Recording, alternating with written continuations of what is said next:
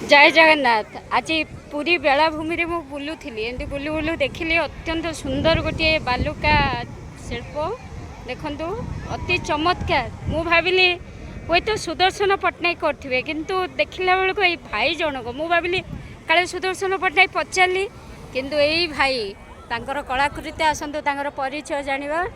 भाई आपनक नाम कहतु। आज्ञा मु तरुण नायक मु प्रत्येक दिन पूरी बीच सबुदर बीच रे सैंड आर्ट करुच्ची। टूरिस्ट लोक मैंने सैंड आर्ट को बहुत उपभोग कर मैंने केबे आसिले आमर ये आर्ट को उपभोग करेंगे।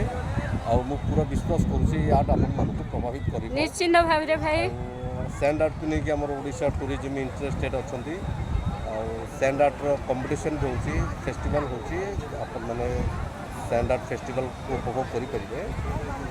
आपको छाड़ा पक्षे मुझे बेटर चिन्ह भावना करी। जय जगन्नाथ। जय जगन्नाथ। बहुत सुंदर कहले प्रस्ताव रखिले भाई किंतु देखंतु दर्शक बंधु कलार अभाव नहीं आमर ओडिशा रे किंतु यही भली बालुका शिल्प भी हुए तो आम देखी न सुदर्शन पट्टनायक देखी किंतु आउ जड़े बालुका शिल्पी चलतु तांको मध्य आम ये सब उत्साह प्रदान करवा ताकि तांकर भविष्य उज्ज्वल एवं आहरी बालुका शिल्प करी आम ओडिशा राज्य को आहरी अग्रतर नेबे। धन्यवाद। जय जगन्नाथ।